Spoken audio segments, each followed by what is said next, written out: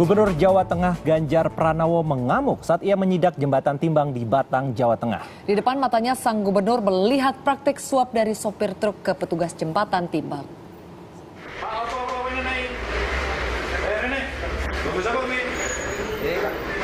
Ganjar Pranowo meradang ketika melihat langsung dan menangkap basah praktik pungli di jembatan timbang Subah, Batang, Jawa Tengah. Ganjar tak kuasa menahan emosi setelah melihat banyaknya uang dan amplop di meja petugas. Ia mengambil semua amplop dan menggeledah laci yang ada. Bahkan saat gubernur marah, praktik pungli terus berjalan di depan matanya. Sejumlah supir dan kenek truk yang tidak mengetahui sidak gubernur nekat menaruh uang setoran di atas meja petugas. Truk-truk yang kelebihan muatan itu diyakini Ganjar sebagai penyebab utama kerusakan jalur Pantura. Cara meletakkan itu sudah ditaruh begini, duitnya di sini. Gubernur Jawa Tengah akan menindak tegas siapapun yang terlibat kasus ini. Karena ini 2 minggu yang lalu sudah saya peringatkan, memang saya tidak membuka media. Saya tidak membuka media. Sudah 2 minggu yang lalu. Hari ini kita cek dan ternyata seperti yang saya bayangkan.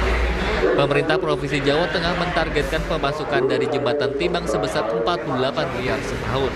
Namun akibat praktek pungli ini, kerusakan jalur Pantura tak kunjung usai. Bahkan, biaya perbaikan jalan mencapai 300 miliar rupiah. Safirul Hanif melaporkan. Assalamualaikum warahmatullahi wabarakatuh. Selamat pagi, salam sejahtera untuk kita semua. Shalom, Om Swastiastu, Namo Buddhaya, salam kebajikan. Yang terhormat Ibu Selvi Helpi Astuti MSI, selaku dosen pengampu mata kuliah Etika Administrasi Publik, dan teman-teman semua yang berbahagia.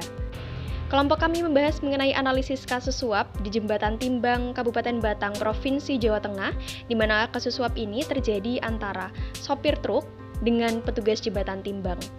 Perkenalkan, kami dari kelompok 7 yang beranggotakan Ade Intan Suryan Rahayu dengan NIM 2009 102 010 17, Satya Eka Sari dengan NIM 2009 102 010 21, dan Putri Risa Nur Fatecah dengan NIM 2009 102 010 32. Adapun analisis dari kelompok kami adalah sebagai berikut.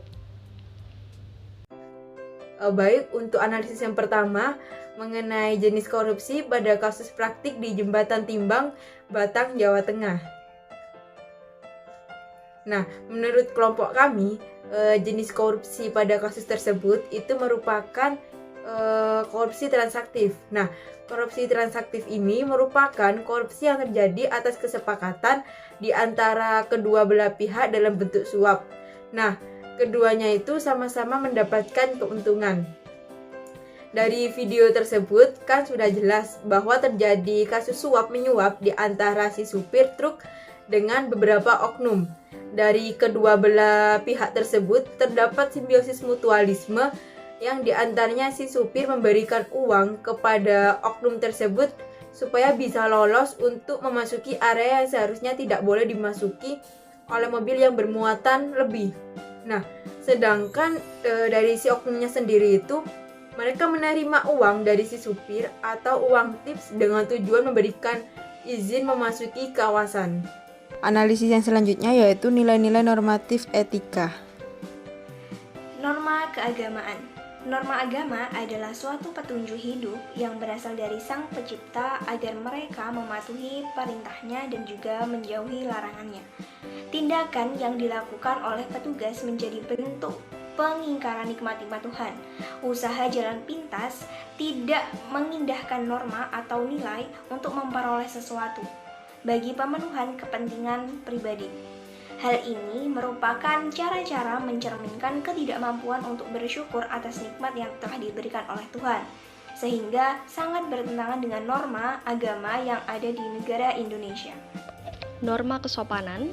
Dalam hal ini, norma kesopanan adalah keteraturan hidup di masyarakat yang menjelaskan secara detail mengenai pola tingkah laku yang baik dan tidak baik, patut dan juga tidak patut untuk dilakukan. Norma ini bersifat normatif. Hal ini dikarenakan bersumber dari adat istiadat, sebagaimana nilai normatif etika. Norma kesopanan berfungsi sebagai serangkaian peraturan yang menjadi pedoman dalam berperilaku pada lingkungan masyarakat. Apabila dilihat dari norma kesopanan yang terjadi pada kasus suap jembatan timbang, tentu hal ini sangat jauh dari norma kesopanan, di mana petugas sebagai seorang administrator tidak seharusnya melakukan tindakan amoral dengan menerima suap yang diberikan. Selain itu, sikap dari petugas yang tidak bertanggung jawab terhadap tugasnya juga termasuk dalam melanggar norma kesopanan.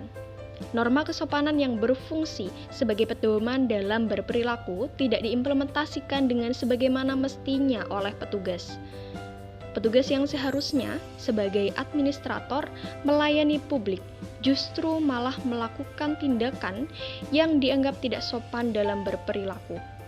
Di sisi lain, tindakan Gubernur Jawa Tengah yang melakukan sidak pada malam hari dengan suara yang tinggi juga merupakan tindakan yang mencerminkan ketidaksopanan dan kurang beradab. Apabila berbicara dengan suara yang tinggi di malam hari serta di tempat umum, hal ini dapat dikategorikan sebagai tindakan yang tidak sopan sebagai seorang pejabat, sehingga akan lebih sopan apabila tindakan sidak dilakukan tidak dengan nada yang tinggi dan dilakukan dengan cara yang baik seperti negosiasi. Selanjutnya adalah norma kesusilaan, di mana norma ini adalah peraturan hidup yang berkenaan dengan bisikan kalbu dan suara hati nurani manusia. Dari adanya norma kesusilaan, seseorang bisa membedakan antara baik dan juga buruk. Kehadiran norma ini bersamaan dengan kelahiran atau keberadaan dari manusia itu sendiri tanpa melihat jenis kelamin maupun suku bangsanya. Norma ini telah diatur dalam pasal 281 KUHP, di mana berfungsi sebagai pedoman hidup dan menetapkan perilaku yang baik dan juga buruk. Jika dilihat dari norma kesusilaan pada kasus suap yang terjadi di jembatan timbang, perilaku yang dilakukan oleh petugas tidaklah menunjukkan adanya norma kesusilaan. Hal ini dikarenakan setiap manusia pasti memiliki hati nurani yang dapat membedakan antara hal yang baik dan juga buruk. Begitu pula dengan yang dilakukan oleh petugas, di mana petugas pasti memiliki norma kesusilaan dan dapat membedakan antara hal yang baik dan juga buruk, namun tidak menggunakan hati nuraninya dengan tetap menerima suap yang diberikan, di mana hal tersebut merupakan perilaku yang buruk dengan tetap menerima suap. Selain itu, perilaku sidak dan amarah yang dilakukan oleh gubernur juga tidak mencerminkan norma kesusilaan dengan baik. Apabila gubernur tersebut memiliki norma kesusilaan dengan baik, maka akan dapat membedakan antara tindakan yang baik dan yang buruk, dan tidak melakukan sidak dengan amarah yang berlebihan. Namun pada kasus ini, gubernur tersebut masih meluapkan emosinya secara berlebihan di malam hari, di mana hal ini dapat menjadi perhatian publik. Seharusnya apabila gubernur tersebut memiliki dan menerapkan norma kesusilaan, maka akan tercipta suasana sidak yang baik. Begitu pula dengan petugas, apabila memiliki norma kesusilaan, maka tidak akan terjadi kasus suap di jembatan timbang. Norma hukum. Norma hukum adalah aturan yang diperuntukkan ketertiban kehidupan masyarakat yang biasanya dibuat oleh otoritas pemerintah setempat di suatu negara. Setiap warga negara yang hidup berdampingan dengan warga negara lainnya wajib mengikuti norma hukum yang telah dibuat, di mana dalam prosesnya terdapat aparatur seperti kejaksaan, kepolisian, hakim yang menegakkan aturan dan norma hukum di suatu negara. Korupsi atau suap adalah salah satu tindakan melawan hukum. Seperti pada kasus suap yang terjadi di jembatan timbang, hal ini sangat bertentangan dengan norma hukum yang ada di negara Indonesia. Perbuatan suap tersebut diancam pidana oleh pasal 420 KUHP.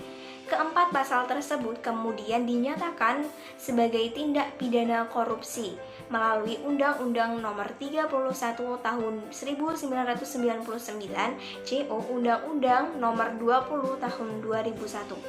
Perilaku petugas yang melakukan kasus suap tersebut termasuk tindakan korupsi dan merupakan kejahatan luar biasa atau extraordinary crime yang harus diberantas karena sangat merugikan suatu negara. Kemudian untuk analisis selanjutnya yaitu dimensi etika. Nah, untuk dimensi etika yang pertama itu logika. Logika merupakan ilmu pengetahuan yang mempelajari kecakapan untuk berpikir secara lurus, tepat, dan teratur. Ilmu ini mengacu pada kemampuan rasional untuk mengetahui dan kecakapan yang mengacu pada kesanggupan akal budi untuk mewujudkan pengetahuan ke dalam tindakan. Nah, sehingga menurut logika kelompok kami, para petugas tersebut digaji oleh pemerintah, tetapi misalkan kalau gaji petugas tersebut dikurangi karena mengurangi pengeluaran negara, otomatis para petugas tersebut akan melakukan demo. Nah, padahal yang menyebabkan turunnya masukan uang negara itu karena oknum-oknum tersebut. Nah, mereka melakukan pungli, otomatis uang pribadi yang mereka terima itu sangat besar, sedangkan beberapa truk yang bermuatan itu diizinkan masuk yang menyebabkan kerusakan jalan, sehingga menghasilkan pemasukan yang seharusnya diterima oleh negara malah digunakan untuk memperbaiki jalan. Nah, baik untuk yang kedua itu ada etika. Etika secara umum adalah aturan, norma, kaidah, ataupun tata cara yang biasa digunakan sebagai pedoman atau asas suatu individu dalam melakukan perbuatan dan tingkah laku. Penerapan norma ini sangat erat kaitannya dengan sifat baik dan buruknya individu di dalam masyarakat. Adapun mengenai etika dalam video yang ditampilkan di awal tadi, menurut kelompok kami, supir truk tersebut dengan muatan yang melebihi kapasitas menyuap para petugas jembatan agar diizinkan masuk di daerah tersebut. Nah, apalagi pada saat Pak Gubernur Jawa Tengah sedang memarahi aksi pungli tersebut atau aksi sidak, kejadian menyuap itu masih terjadi yang dilakukan oleh supir truk, dan lebih buruknya lagi si petugas jembatan ini masih menerima uangnya. Nah, tindakan tersebut merupakan tindakan yang tidak etis serta melanggar hak-hak keadilan orang lain. Apalagi masing-masing pihak merasa mempunyai kesempatan serta celah untuk dapat melakukan suap tersebut. Dalam kasus ini juga kita bisa melihat bahwa masih rendahnya kesadaran untuk mengimplementasikan etika dengan baik. Dimensi etika yang ketiga adalah estetika, di mana estetika merupakan ilmu yang membahas mengenai keindahan dan bagaimana supaya dapat merasakannya. Sehingga dalam estetika mempelajari segala sesuatu yang berkaitan dengan keindahan, mempelajari semua aspek dari apa yang dimaksud dengan keindahan, dan objek dari estetika ini adalah pengamalan akan keindahan. Pada kasus suap yang terjadi di Jembatan Timbang, tindakan yang dilakukan oleh petugas yang menerima suap tidaklah mencerminkan estetika yang baik. Maksudnya adalah, tindakan suap yang diberikan oleh sopir truk kepada petugas Jembatan Timbang tidaklah indah jika dilihat, apalagi suap masih diberikan pada saat dilakukan penyidakan. Tentu hal ini tidaklah estetik dan indah dipandang. Tindakan tidak bermoral yang dilakukan oleh petugas tidaklah mencerminkan etika dan estetika yang baik yang dilakukan oleh seorang petugas sekaligus seorang administrator. Selain itu, sidak yang dilakukan oleh seorang pejabat juga tidaklah indah dan estetik apabila dilakukan dengan amarah dan juga dengan luapan emosi. Hal ini juga mengganggu dari kenyamanan dan juga keindahan publik. Sidak yang dilakukan di malam hari di tempat umum, apalagi diliput oleh wartawan, tidaklah indah apabila dilakukan dengan penuh amarah. Fungsi etika dan juga estetika dari seorang administrator publik adalah sebagai pedoman dalam berperilaku dan juga sebagai standar penilaian tindakan administrator publik tersebut. Adanya sidak dan juga suap yang dilakukan oleh petugas tersebut tidaklah mencerminkan dari etika maupun estetika yang baik yang dilakukan oleh seorang administrator. Sehingga kedepannya diharapkan adanya sidak dapat dilakukan dengan baik dan suap dapat dihindari sekecil apapun itu, sehingga akan tercipta suasana sidak yang nyaman dan indah untuk dipandang. Jadi, kesimpulan pada materi yang kita ambil yaitu tindakan suap yang dilakukan oleh sopir truk kepada petugas Jembatan Timbang serta sidak yang dilakukan oleh Gubernur Jawa Tengah kepada pihak jembatan tersebut membuktikan bahwa masih banyak administrator publik yang tidak beretika dengan baik. Jika dilihat dari norma-norma yang ada, tindak suap ini sangat bertentangan karena selain melanggar hukum yang ada, juga sangat jauh dari kata sopan dan memiliki kesusilaan. Kemudian, apabila dilihat dari estetikanya, tindakan suap dan sidak yang dilakukan tergolong kurang indah. Kemudian, apabila dilihat dari estetikanya, tindakan suap dan sidak yang dilakukan tergolong kurang indah jika dipandang, serta berpengaruh terhadap penilaian masyarakat terhadap pelayanan publik. Sebagai pejabat publik harus menerapkan nilai-nilai normatif etika dengan baik, serta memahami dimensi etika maupun estetika. Fungsi etika dan estetika dari seorang administrator publik adalah sebagai pedoman dalam berperilaku dan juga sebagai standar penilaian tindakan administrator publik tersebut. Sebagai seorang pejabat publik, sudah seharusnya kita melakukan pelayanan terbaik kepada masyarakat dengan tidak melakukan penyimpangan dan mengayomi masyarakat. Hal ini agar kepercayaan masyarakat semakin meningkat terhadap kinerja para administrator. Nah, untuk analisis yang terakhir itu mengenai solusi kasus tersebut. Dari pembahasan mengenai kasus suap yang terjadi pada petugas jembatan timbang, diperlukan adanya pemberantasan korupsi bukan hanya tentang merumuskan peraturan perundang-undangan saja, tetapi yang lebih penting adalah membangun mentalitas orang-orang yang bisa memberantas korupsi tersebut. Tidak hanya memainkan peran terbaik dalam pemberantasan korupsi, namun juga membangun sumber daya manusia yang baik dan berintegritas. Nah, adapun beberapa hal yang dapat dilakukan menurut kelompok kami antara lain, yang pertama, melakukan sosialisasi kepada petugas di Subkominfo, khususnya daerah Jawa Tengah mengenai kode etik dan profesional seorang petugas atau ASN. Yang kedua, memberikan sanksi tegas kepada petugas yang terbukti menerima suap. Dalam hal ini, gubernur memiliki wewenang untuk memberikan instruksi mengenai evaluasi dan pembaharuan sistem. Yang ketiga, pejabat publik harus menerapkan nilai-nilai normatif etika serta dapat menyeimbangkan antara logika, etika, dan estetika.